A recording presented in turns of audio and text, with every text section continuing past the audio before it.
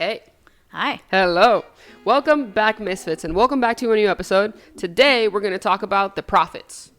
We're going to get real biblical. We're going to talk about what were the prophets, why they were important, how they were different, and how they were chosen. So we're going to dive right into it. So just hold on.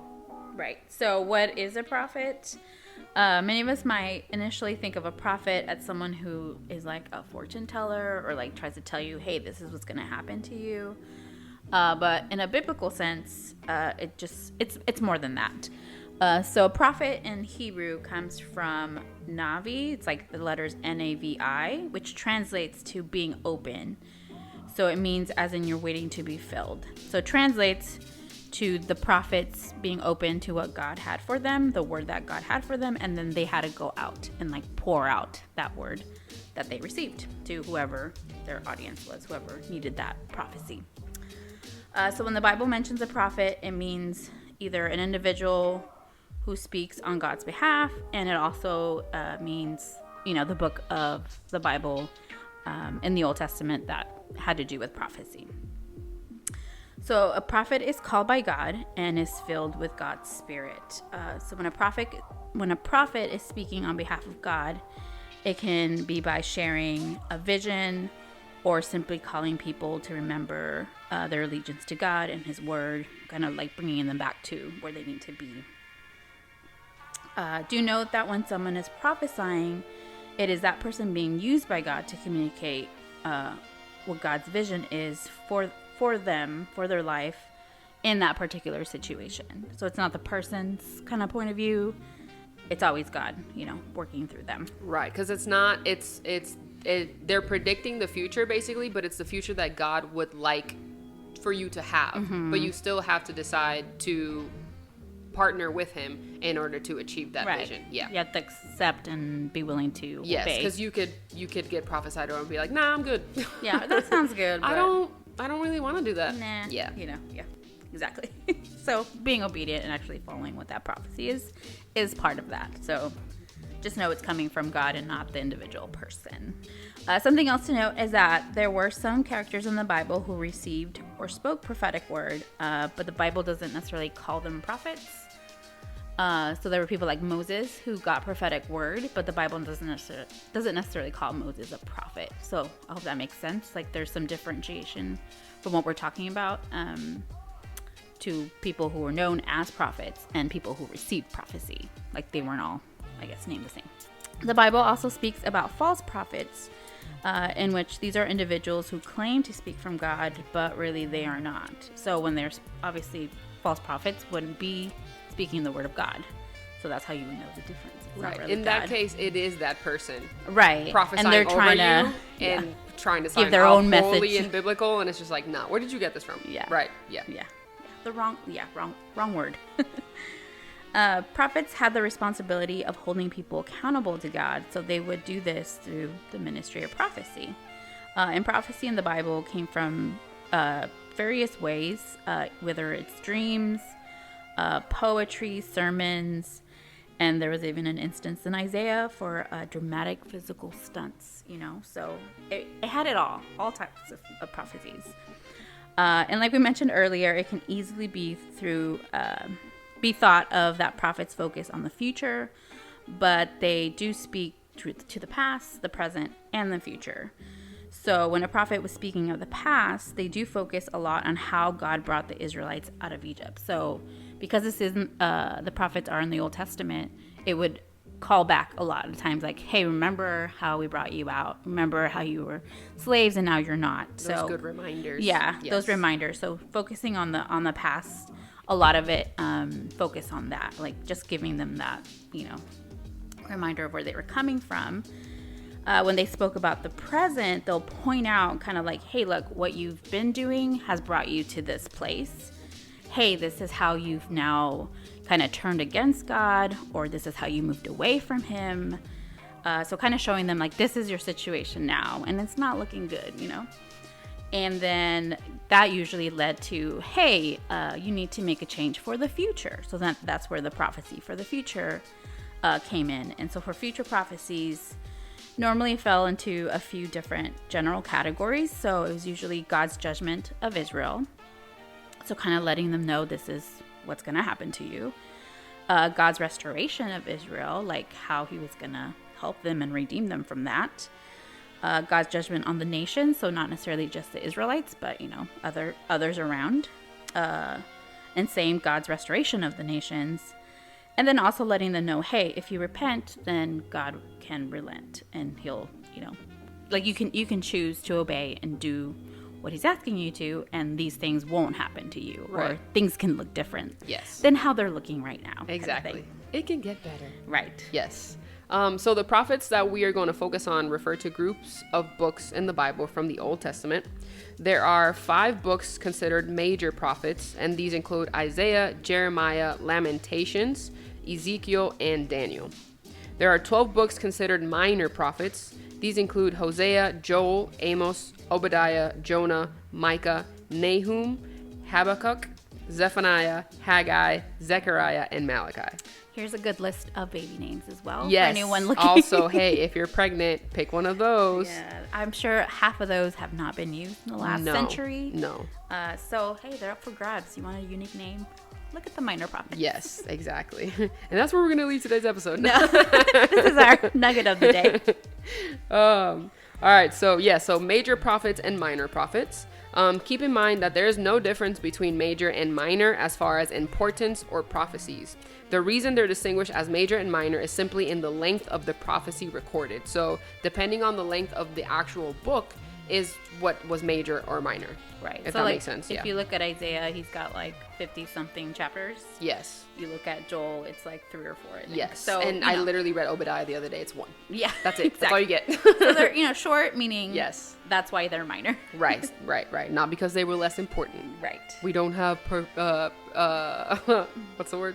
We don't have favorite. That's the word I was looking for. I was like, we don't have favorite. There's no favorite. We don't have favorite prophets, you know? All right. If you look at the length of the books we mentioned above, you will see the difference in that if you have a Bible, and I really hope that you do. Yeah. And I hope that you read it. Not that you all know that you have it, but that you read it.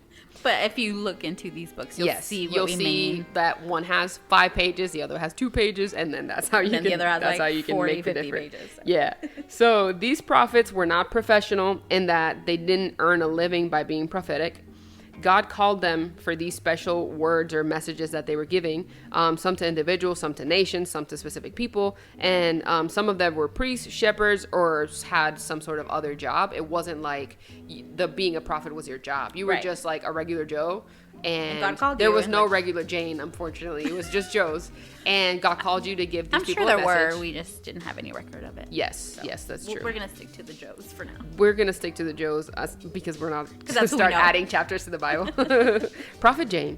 Yeah. All right, so we'll take examples from both major and minor prophets and give some general information about them and what kind of prophecies or prophecy they were involved in. Right. Note that for major prophets, they mostly had several prophecies, so we would probably just choose 1 or 2 events from their life because we can't really, like Isaiah is a massive book and we can't talk about all the prophecies. He had a lot going on. He did have a lot going on. And prophets are important and valuable because it was a way to preserve what happened to the people in the Old Testament and how they helped God's people stay loyal to him. Right. And it's just also, I think, a reflection of how God helped them out. And it obviously it's always looking towards like how Jesus has helped us out. Yes. And leading us towards. So yeah. And I think even in regards to like the prophets, it shows you how because the book usually starts with, and the word of God came to so-and-so. Yeah. And you can really see the humanity of the person, right? Because sometimes the guy was like, okay, I'm down, let's go. Right. And then sometimes you're Jonah and you're like, I don't really want to do that right now. Yeah. So just hesitant. the humanity of the person, or even like all the emotions that it shows of the prophet while they're giving the prophecy to the people. Because the people usually either didn't accept it or they accepted it very quickly, or like there was tumult. There was. Yes. And I think that was, I'm sure, one of the things of being prophet, they had to very much trust God and be in a relationship with God. Yeah.